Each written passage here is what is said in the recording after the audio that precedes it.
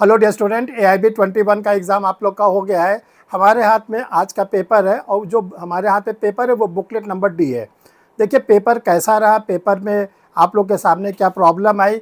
Paper जैसा आप लोगों ने उम्मीद किया था उससे तो बिल्कुल अलग आया था और आप लोग को पिछले कई वीडियो में बताया भी गया था कि जो पेपर आएगा वो बिल्कुल अलग आएगा।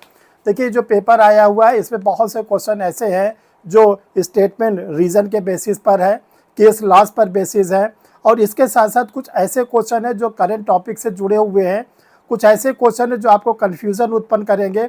इसके साथ कुछ ऐसे क्वेश्चन है जिसके दो दो आंसर सही दिए गए हैं, यानी कि जो ऑप्शन नंबर ए दिया गया है वही ऑप्शन नंबर डी भी दिया गया है। तो ऐसा मिक्सचर करके पेपर एग्जामिनर ने बनाया था। जैसे ये बुकलेट नंबर डी है, बुकलेट नंबर डी में पहला क्वेश्चन है the term public interest litigation PIL was first use by.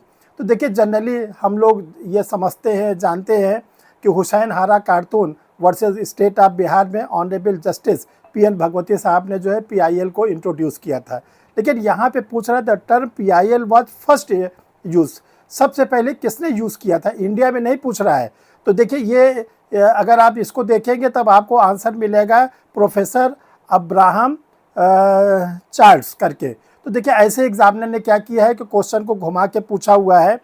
इसके साथ इसमें एक क्वेश्चन आया हुआ है कि जो क्रिश्चियन लॉ में डिवोर्स होता है उससे क्वेश्चन पूछा गया है। जनरली जो फैमिली लॉ आप लोग पढ़ते हैं, हिंदू लॉ मोहम्मदन लॉ पढ़ते हैं, देखिए इन्होंने इस बार क्रिश्चियन लॉ से उठा के क्वेश्चन आप लोगों के लिए पूछ लिया है। और एक चीज़ और ताज्जुब हो रही है पेपर देखने के बाद, ओल्ड लॉ पर बहुत फोकस किया गया है। CRPC से भरपूर क्वेश्चन आए हुए, IPC से क्वेश्चन आए हुए, एविडेंस सेट से क्वेश्चन आए हैं, जबकि ये उम्मीद की गई थी कि ओल्ड लॉ से क्वेश्चन कम आएंगे और न्यू लॉ से बहुत ज़्यादा क्वेश्चन आएंगे।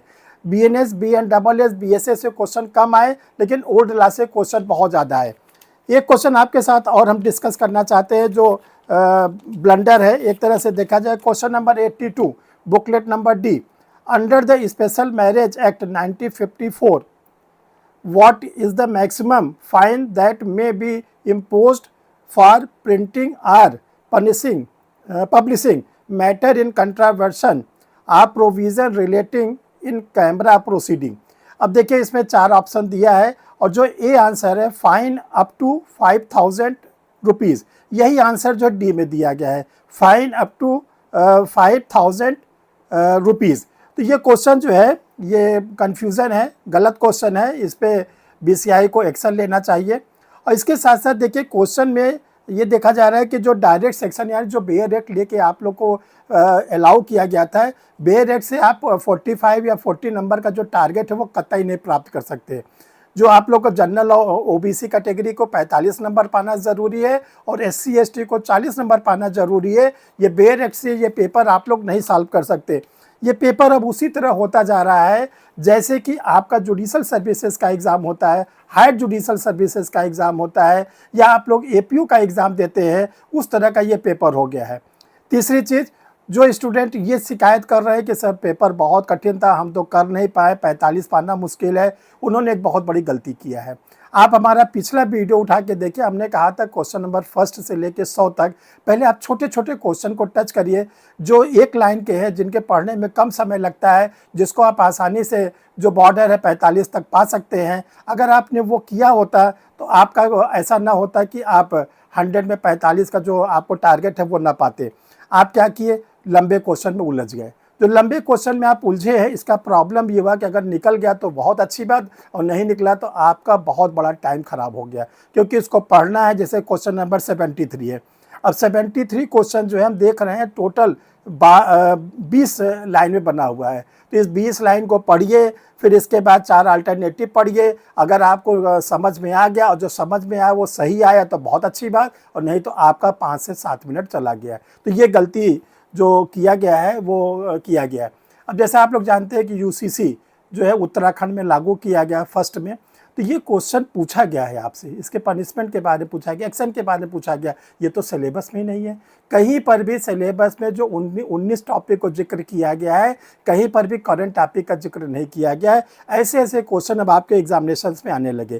तो डियर स्टूडेंट देखिए, हम तो चाहेंगे कि आप लोग जो अपीयर हुए हैं सभी लोग पास हो जाएँ, जो लोग हमसे जुड़े थे या जो लोग ने एग्ज़ाम दिया, लेकिन आपको एक हम सुझाव अब देना चाहते हैं। देखिए अभी दिसंबर में फिर एग्ज़ाम होगा, इसका एडवर्टीज़मेंट आपको अगस्त वगैरह सितंबर वगैरह तक फिर मिलेगा AIB 22 का। अब आप क्या करेंगे, अपनी पढ़ाई की टेक्निक को बदलेंगे। अब आप पूरा बे रेट पर बेस मत करिएगा, बे रेट आप पढ़िए, हम नहीं कहते, लेकिन आप क्या करिएगा, उसी तरह अपनी तैयारी करिए जैसे कि जुडिशल सर्विसेज के स्टूडेंट तैयारी करते हैं, सेक्शन वाइज करते हैं, सेक्शन के डेफिनेशन को पढ़ते हैं, इंग्रेडिएंट्स को पढ़ते हैं, केस लॉज को पढ़ते हैं, और इसके साथ साथ जो करंट टॉपिक होता है उसको पढ़ते हैं। क्योंकि हम देख रहे हैं कि बहुत से क्वेश्चन ऐसे हैं जो आप लोग से करंट केसेस से भी पूछे गए हैं, और बहुत से जो केसेस हैं वो आपसे पुराने केसेस से पूछे गए हैं।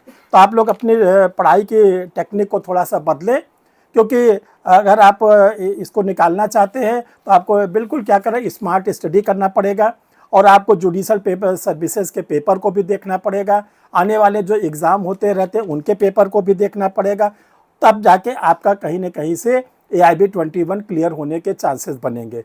तो डियर स्टूडेंट, लास्ट में हम आपसे ये कहना चाहते हैं कि जो लोग 45 का बॉर्डर क्रॉस कर लिए हैं जनरल OBC के, या 40 के बॉर्डर को क्रॉस कर लिए SC ST कैटेगरी कैंडिडेट, उनको तो बहुत बहुत शुभकामनाएं, वो आप लोग का AIB से छुटकारा मिल जाएगा। लेकिन जिनका किसी कारण से नहीं हो पाया वो निराश ना हो, क्योंकि देखिए ये आपको फिर 6 मंथ के अंदर फिर आपको एग्ज़ाम देने को मिलेगा।